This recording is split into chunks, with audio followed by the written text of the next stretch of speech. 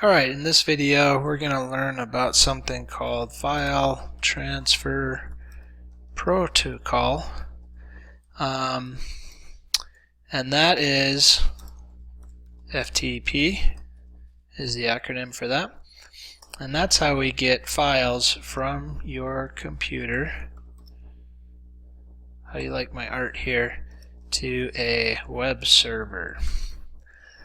Alright, so then when it comes to web servers, you really got several options. One of the most common is what we call shared hosting.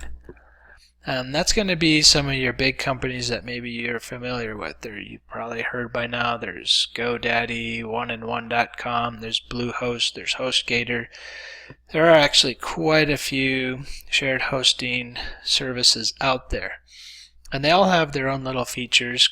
Quite often they're very comparable. Maybe some are just slightly better than others. But generally speaking, the big ones are more than good enough for you to host your website. The nice thing about shared hosting is that it's going to be low cost. But the drawback of shared hosting is that you're sharing a web server with other websites. And if those websites start getting busy, it can drag down and slow down everybody's website on that server. Generally speaking, I don't really that probably used to be much more of a bigger problem, but now with web servers as good as they are, I think the problems you face with shared hosting are pretty nominal. So that's really good. And then not only is it low cost, but it's also near zero maintenance. You don't have to buy or install or upgrade or fix these servers when they go down. The drawback is if they go down, you're relying on somebody else to fix it. It's totally out of your control. Now generally these companies, when servers go down, they're on it. They also have backups. So you usually don't have to worry about too much downtime when web servers go down. The other thing you can get is shared hosting, but instead of having it shared, you can have dedicated hosting. It's a little bit more expensive. However, you're not sharing with other websites. You're the only one on that server. But that's going to cost you a little bit more. So whereas shared hosting, I would say you can probably find plans between $6 and $20 a month. And this is going to change. This is when this video got recorded. Dedicated hosting is going to be a lot more expensive, and you're going to see prices, it could probably start at $150 and go up. That's per month. And that's going to be, and actually that would be a killer deal. I would probably say $300 a month is going to be more likely. Another option that some of these same companies, so same thing, somebody else maintains and takes care of the servers for you, so you don't have to. Then we have what's called a virtual private server, and they'll use the term VPS for that. I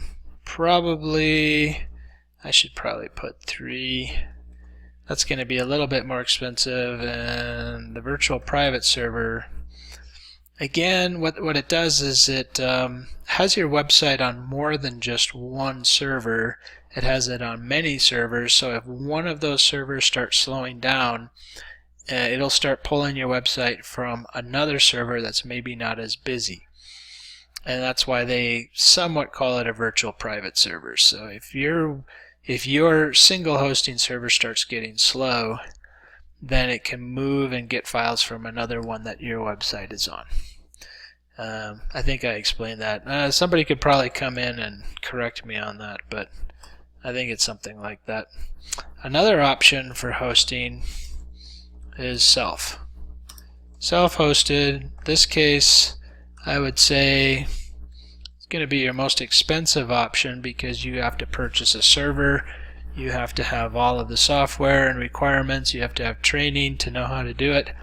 I would also say that it's also going to be maybe the most frustrating, since it is, if a server does go down, it's up to you to fix it. The good thing is you have total control of the server. There's nobody else on the server, it's just your sites, and you're not relying on anybody else for your web server to work. For private individuals, this isn't always the most cost-effective solution. But many, I would say medium to large companies, almost all of them will have their own web servers. Alright, so that's generally your options when it comes to choosing a hosting service for your website. And what I'm going to do now is I'm going to show you a shared hosting scenario where we're going to need to create a couple of things before we can get our site ready to move to a server. And the main things that I'm going to need is I'm going to need a user account, and that's going to usually consist of some kind of username and password. And then I'm also going to have to set up the domain.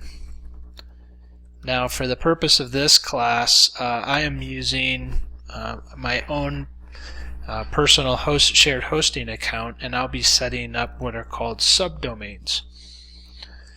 Now, with a subdomain, you might have something like suchandsuch.com. To make it a subdomain, we just add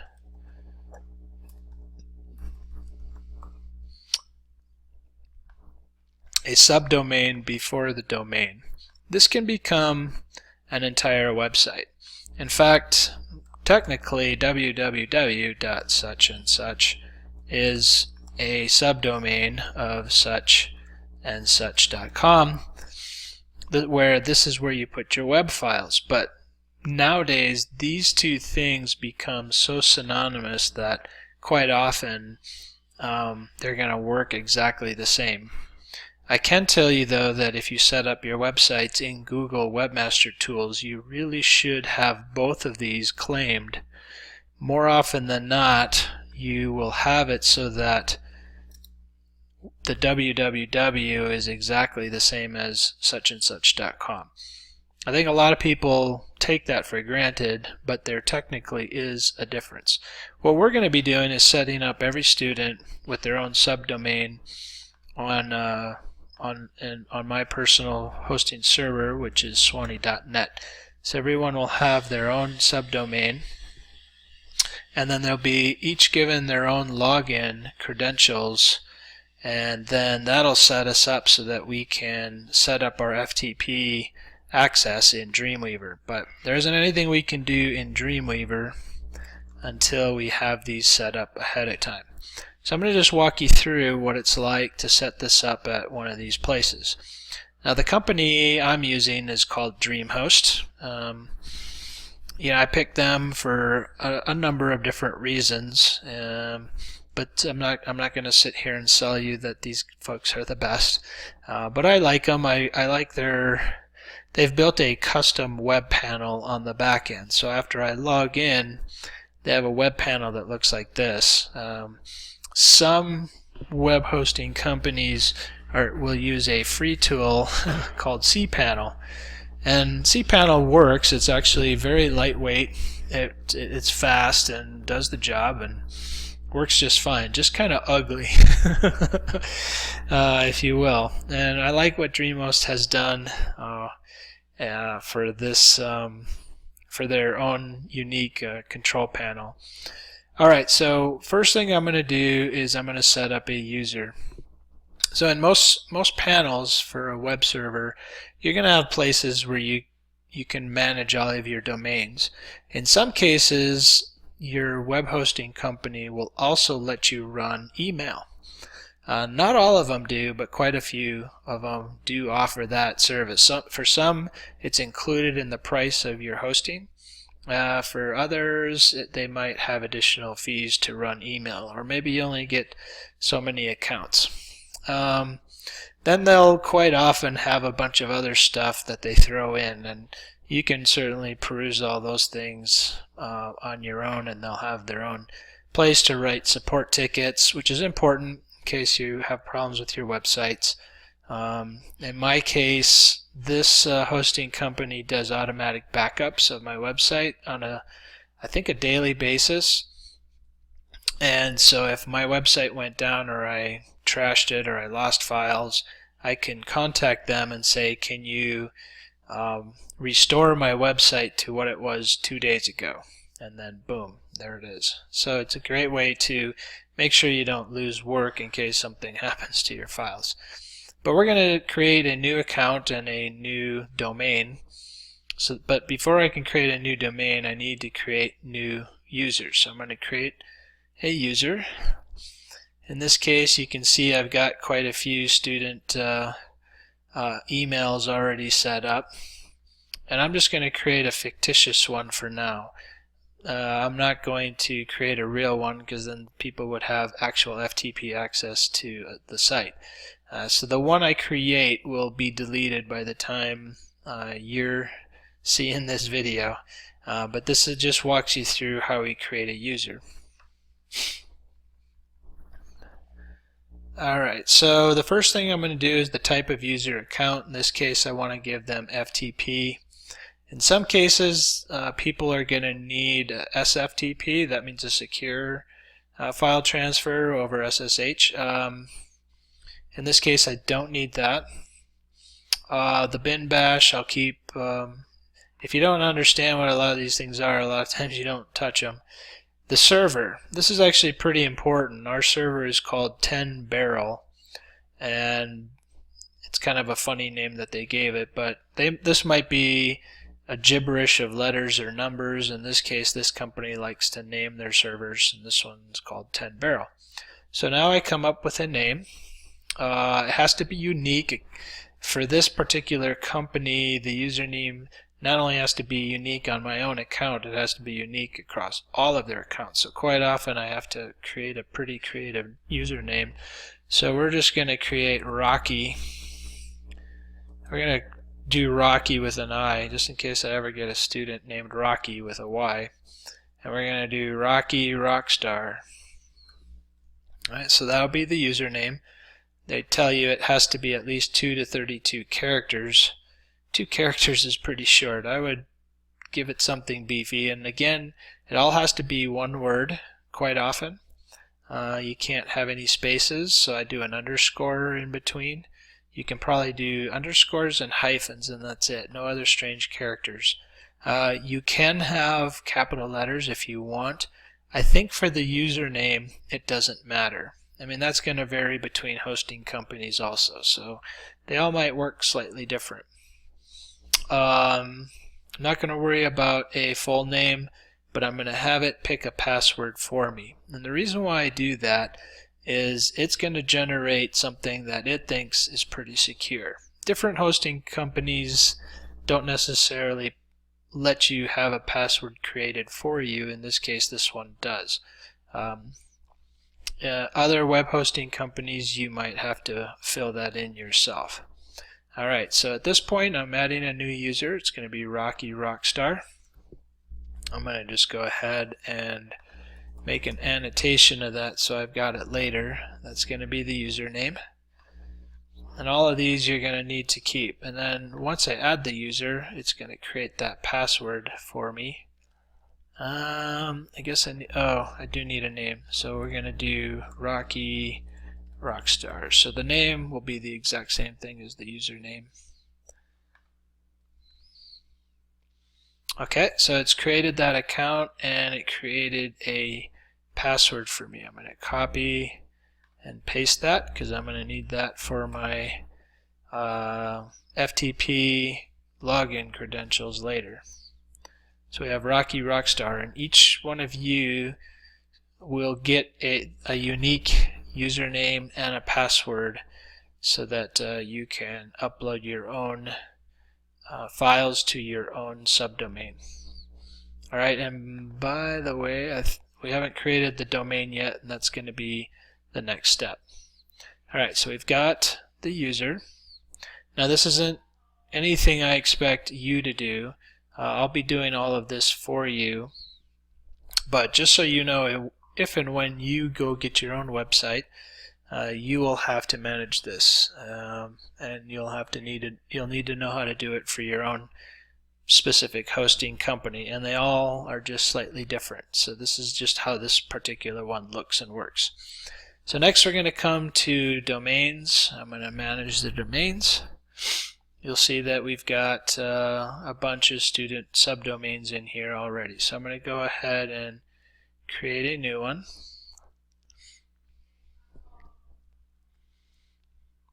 And the domain I'm going to host is going to be a subdomain. So rocky.swanee.net.